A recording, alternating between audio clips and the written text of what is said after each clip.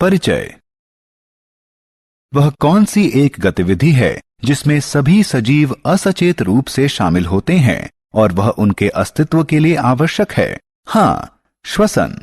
सभी सजीव, चाहे वे पादप हों या जंतु या मनुष्य, सभी श्वसन करते हैं। मनुष्य अपने फेफड़ों के माध्यम से श्वसन करते हैं, तो वहीं पादप अपनी पत्तियों पर उपस्थित छोटे छिद्रों के माध्यम से। विभिन्न जंतुओं में श्वसन के लिए विभिन्न अंग होते हैं। मछली अपने गलफड़ यानी गिल की सहायता से श्वसन करती है। मेंढक और केंचुए अपनी त्वचा से और कीट अपने श्वास रंध्रों से। इस पाठ में हम मनुष्यों में श्वसन प्रक्रिया का विस्तार से अध्ययन करेंगे। उद्देश्य। इस पाठ के अंत में आप निम्न करने में सक्षम हो जाएंगे: वायवीय और अवायवीय श्वसन में विभेद करना, फुफ्फुस श्वसन को परिभाषित करना, कोशिका श्वसन को परिभाषित करना, मनुष्यों में श्वसन की प्रक्रिया का वर्णन करना। फुफ्फुस श्वसन। आइए देखें कि श्वसन क्या है। जब एक मनुष्य श्वास लेता है तो वह अवांछित कार्बन डाइऑक्साइड से ऑक्सीजन का विनिमय करता है, जो कि उसके जीवित रहने के लिए अति आवश्यक है। श्वसन के दो चरण होते हैं, अंतःश्वसन और उच्छ्वसन। वायु से ऑक्सीजन शरीर के भीतर लेने को अंतःश्वसन कहते हैं। कार्बन डाइऑक्साइड को शरीर से बाहर वातावरण में निर्मुक्त करने को उच्छ्वसन कहते हैं। अंतःश्वसन के समय हमारा वक्ष फूलता है क्योंकि फेफड़ों में ऑक्सीजन भरी होती है, जबकि उच्छ्वसन के समय वक्ष पिचक जाता है क्योंकि फेफड़ों से कार्बन डाइऑक्साइड निर्मुक्त हो जाती है। इस तरह के दृश्यमान श्वसन को बाह्य या फुफ्फुस श्वसन कहते हैं। कोशिका श्वसन।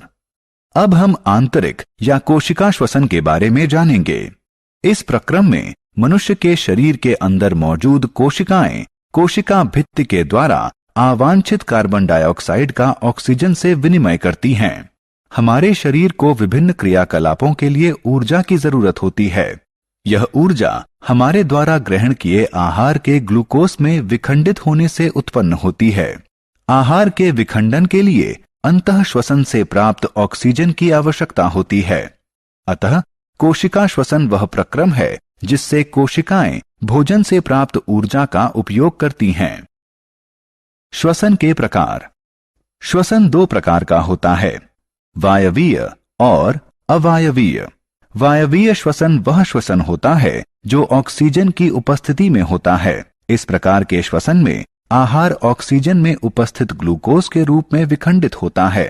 अवायवीय श्वसन वह श्वसन है जो ऑक्सीजन की अनुपस्थिति में होता है। इस प्रकार का श्वसन कुछ अति सूक्ष्म जीवों जैसे जीवाणुओं में होता है जो उन स्थानों में रहते हैं जहां ऑक्सीजन नहीं होती। वायवीय श्वसन से उत्पन्न होने वाली ऊर्जा अवायवीय श्वसन से ज्यादा होती है। श्वसन दर। श्रुति अपना श्वास रोकना चाहती है, लेकिन वह सिर्फ 30 सेकंड तक अपना श्वास रोक सकती है।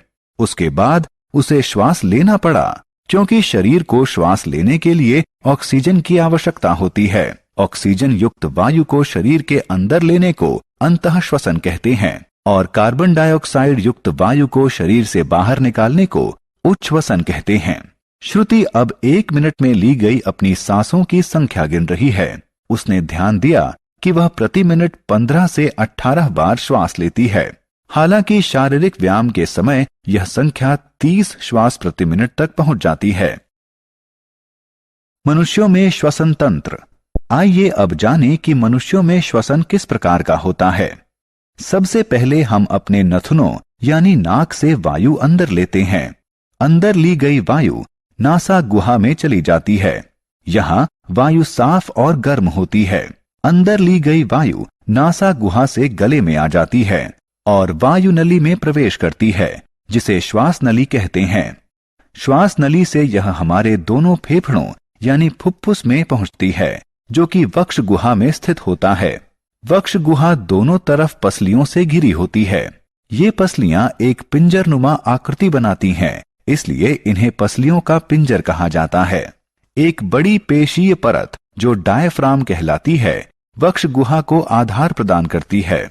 अंतःश्वसन और उच्छ्वसन के समय डायाफ्राम और पसलियों के पिंजर में गति दिखती है।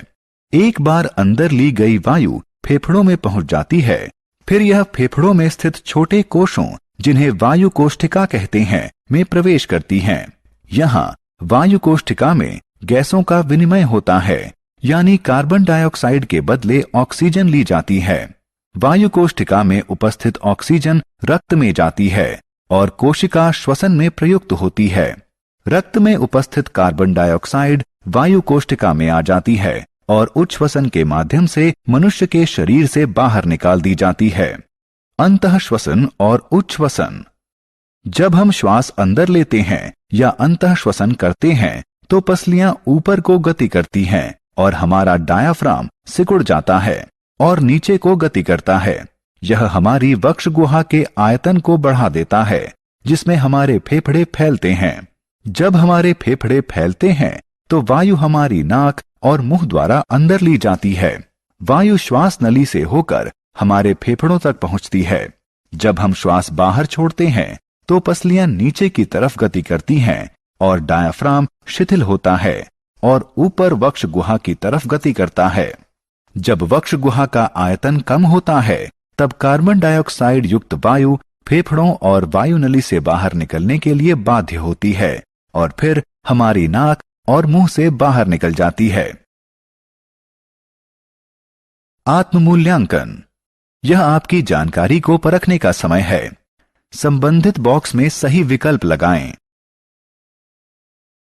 सारांश। आइए हमने जो कुछ सीखा है उसे संक्षेप में दोहराएं। अंतःश्वसन का अर्थ है वायु से ऑक्सीजन शरीर के अंदर लेना। उच्छ्वसन का अर्थ है कार्बन डाइऑक्साइड को शरीर से बाहर वातावरण में छोड़ना। कोशिका श्वसन तब होता है जब कोशिकाएं कोशिका भित्ति के माध्यम से कार्बन डाइऑक्साइड का ऑक्सीजन से विनिमय करती हैं। वायवीय श्वसन ऑक्सीजन की उपस्थिति में होता है। अवायवीय श्वसन ऑक्सीजन की अनुपस्थिति में होता है। वायु नली को श्वास नली कहते हैं। एक बड़ी पेशीय परत जो डायाफ्राम कहलाती है वक्ष गुहा को आधार प्रदान करती है। वायु कोष्ठिका मनुष्य के फेफड़ों में स्थित छोटे छोटे कोश होते हैं। वायु कोष्ठिका में ऑक्सीजन का कार्बन डाइऑक्साइड से विनिमय होता है